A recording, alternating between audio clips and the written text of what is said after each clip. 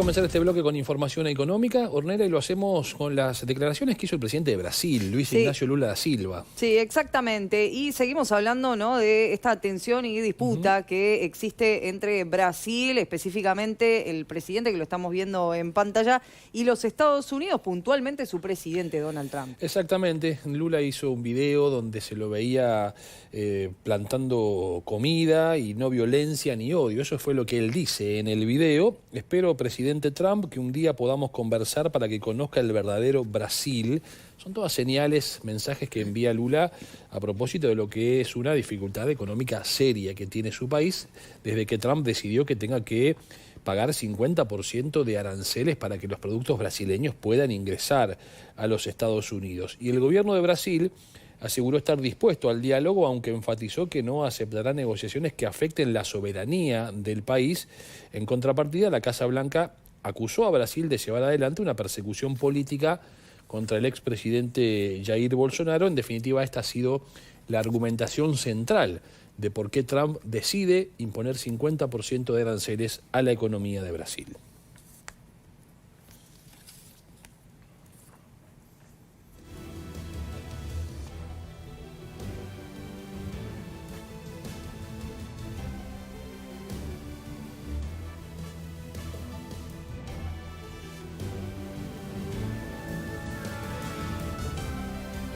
Seguimos hablando de los aranceles que aplicó el presidente de los Estados Unidos, Donald Trump, pero en este caso para con Ecuador. Un Ecuador que negocia y avanzan las negociaciones sobre este entendimiento y este acuerdo arancelario, un acuerdo que busca que sea favorable, ¿no?, para ambos países. Recordemos que Estados Unidos propuso a Ecuador una lista de productos en los que eliminaría de esta manera el arancel del 15% que impuso recientemente. Todo esto lo indicó la portavoz del gobierno ecuatoriano, hablamos de Carolina Jaramillo, y está negociando ya desde hace varias semanas Ecuador la baja, ¿no?, de estos aranceles impuestos por el gobierno de los Estados Unidos. Ha recibido una propuesta interesante de los Estados Unidos con un listado de productos.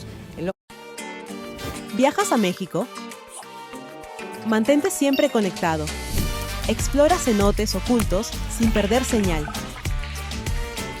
Descubre la magia de Chichén Itzá. Llega a Teotihuacán sin perderte.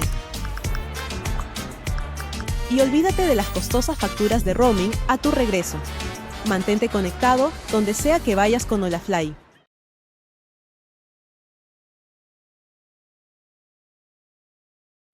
El dato, en realidad, la información de la caída de la pobreza en su país. Un índice, según ella dijo, histórico. En 40 años, la reducción que se produjo fue la más importante en todo ese periodo, al destacar que 13.400.000 personas salieron de la pobreza entre 2018 y 2024 y que la desigualdad cayó de 38 a 14 veces entre los niveles de mayor y menor ingreso. Se distribuyó la riqueza, las personas viven con mayor bienestar, es lo que dijo la presidenta de México a propósito de este dato que obviamente resaltó en su conferencia de prensa de todas las mañanas que realiza la jefa de Estado. A propósito de México y a propósito de América, vamos a ver en pantalla los principales índices bursátiles del continente. Recién hacíamos referencia a Brasil. Vamos a comenzar justamente con el Bovespa de San Pablo y vamos a incluir, por cierto, cuál ha sido el comportamiento de la bolsa mexicana, como así también lo sucedido en Wall Street.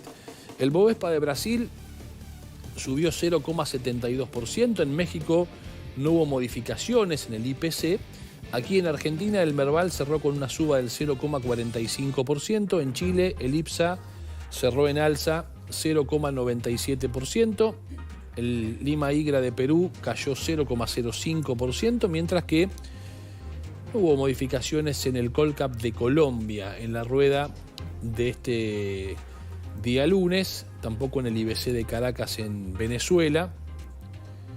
Y ya en Wall Street, donde hubo operaciones mixtas, el Dow Jones cerró a la baja 0,08, en alza levemente el Nasdaq, donde operan las empresas tecnológicas, subió 0,03 y cayó el S&P 500 también levemente, apenas 0,01%. A Europa, en este caso para hablar de algunos datos económicos que se conocieron en las últimas horas y sobre todo que reflejan el impacto de los aranceles que impuso el presidente de los Estados Unidos, Donald Trump. Recordemos que de todos modos la Unión Europea alcanzó un entendimiento con los Estados Unidos, pero tuvo un superávit la Unión Europea comercial de 8.180 millones de dólares, esto en el mes de junio, un desplome del 66,2% respecto a los 24.190 millones de dólares registrados en junio del año pasado. Y la principal razón fue la caída del saldo exportador en medio de esto que yo estaba mencionando, ¿no? Lo que fueron las negociaciones por los aranceles que impuso Estados Unidos. Según los últimos datos publicados por Eurostat, la Oficina de Estadística Europea, las exportaciones, es decir, los 277.201 millones de dólares, se dieron en esta cifra, mientras que las importaciones totalizaron 269.000 millones de dólares. Y en términos interanuales, las ventas al exterior crecieron apenas 0,4%.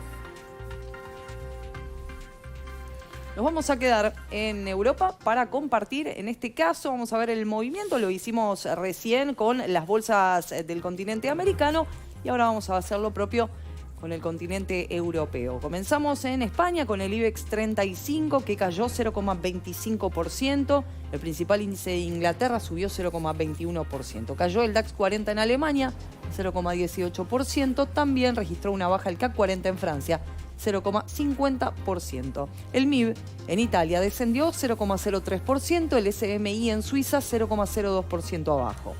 Compartimos lo que sucedió con el AEX 25 en Holanda, que en este caso subió 0,13%.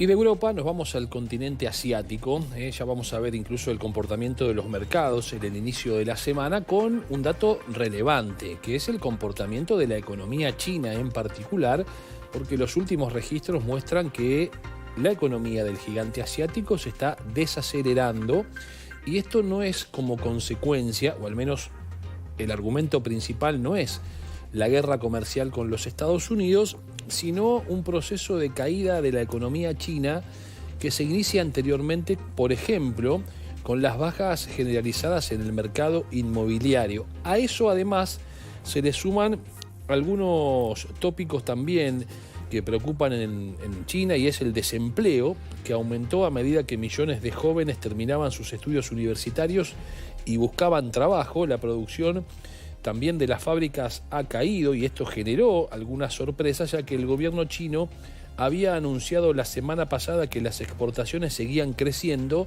y que había poco efecto hasta el momento de los aranceles del presidente Donald Trump. De hecho, se ha popularizado en China la creación de oficinas para que aquellas personas que se han quedado sin trabajo vayan a ese lugar a pasar tiempo, pagan por ello un canon diario o un canon mensual y pasan tiempo allí. Aquellas personas que han perdido el trabajo en China están desocupados y además pueden de esa manera contactarse para buscar un nuevo empleo. Vamos a ver las bolsas en el continente asiático, a propósito obviamente de lo que tracciona la economía china en todo ese mercado, pero comencemos por el Nikkei 225 en Japón. Estamos hablando de la cuarta economía del mundo, la japonesa, que hoy subió un 0,77%. En Hong Kong el Hansen cayó 0,37%. En Corea del Sur el Kospi de Seúl cayó 1,5%. En el mercado chino el índice Shanghái cerró con una suba del 1,85%. Y el China A50 subió un 0,5% también en el recorrido por los mercados asiáticos. Nos vamos a Alemania ahora porque buscan de alguna manera reactivar allí la economía alemana que sufre un estancamiento según los últimos datos recopilados, ¿no? Desde 2023, este estancamiento económico. Por eso apuesta por más trabajo para reactivar su economía. Recordemos que es reconocida como una de las potencias económicas del mundo y está enfrentando esto que mencionaba, ¿no? El estancamiento que ha hecho replantear sus políticas laborales. Y la fórmula que ahora se propone es simple, pero según algunos analistas un tanto polémica, porque son más horas de trabajo y menos días festivos. Habló el canciller alemán, estamos hablando de Friedrich Merz, respaldó la iniciativa del sector empresarial de reducir los días de asueto con el objetivo de aumentar la productividad nacional. Y a pesar de los esfuerzos previos, incluyendo la implementación de la semana laboral de 4 días, el crecimiento económico no ha alcanzado los niveles esperados.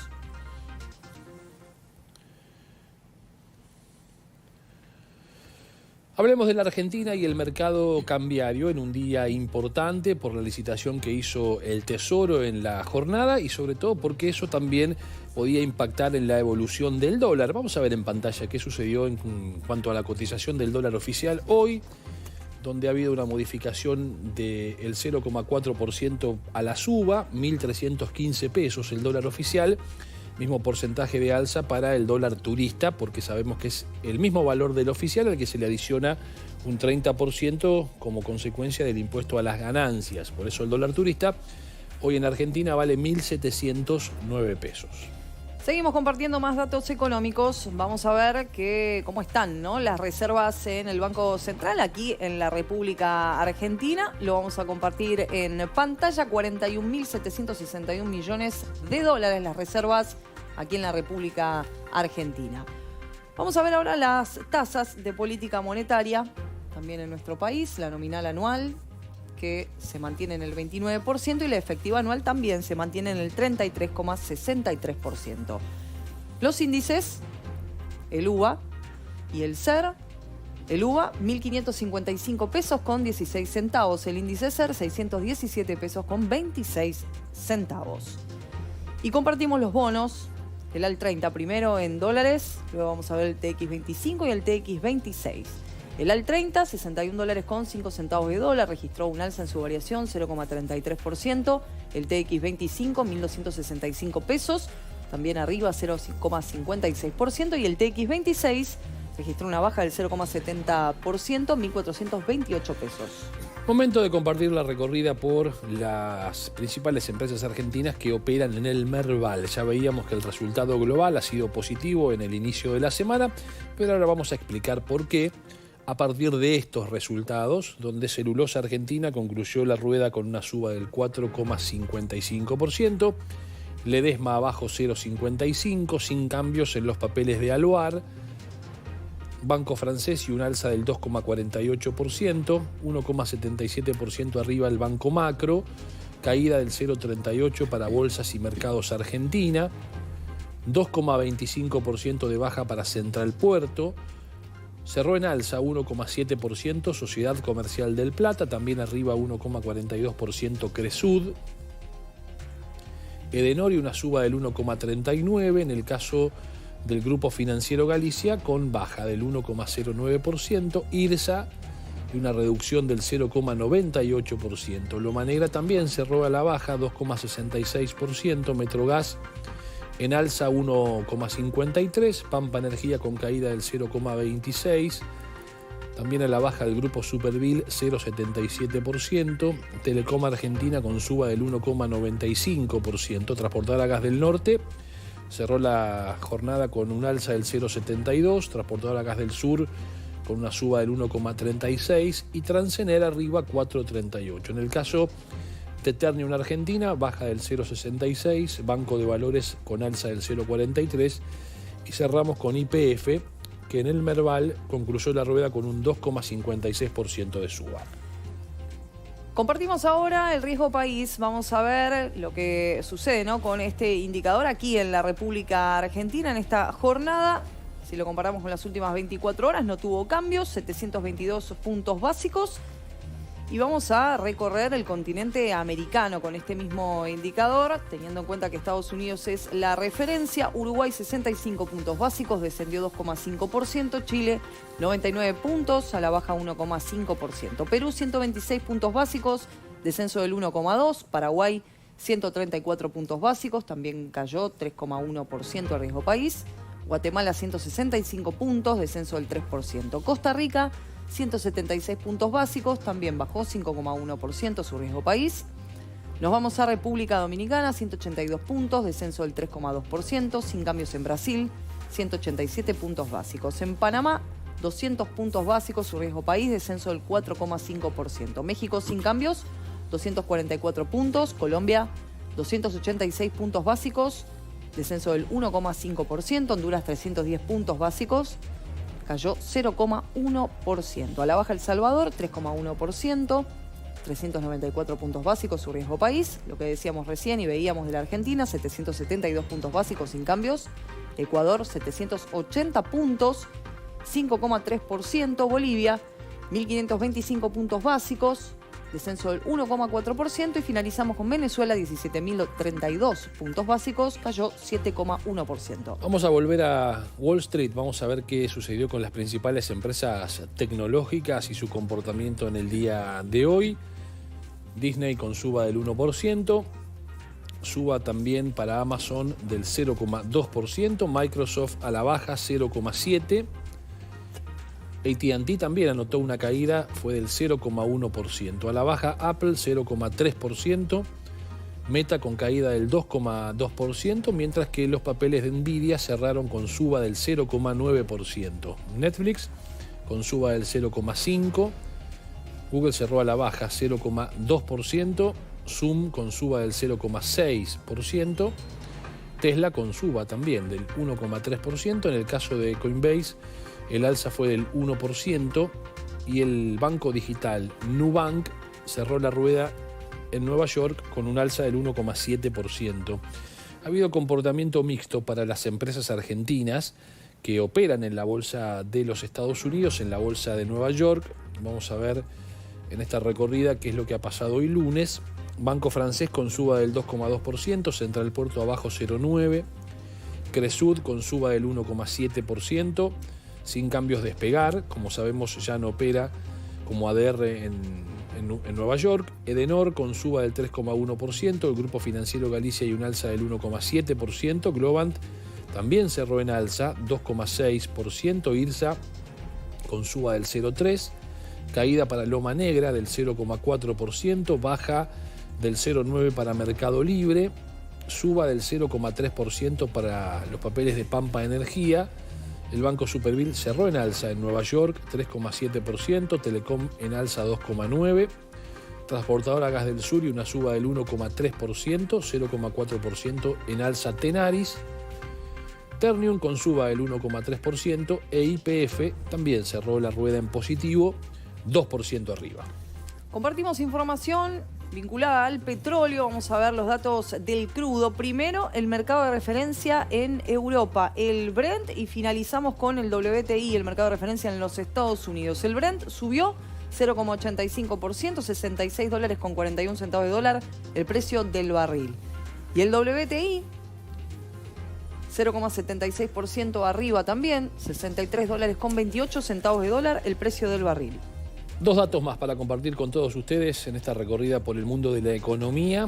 Uno de ellos tiene que ver con el valor del Bitcoin. En este momento, la principal y más conocida criptomoneda está operando en $116.670, con una baja promedio del 0,85%. Y vamos a ver cuánto vale el oro. La onza Troy de 31,1 gramos de oro puro 24 quilates, $3.378, con una baja del 0,14% en el mercado spot de las operaciones de este día lunes.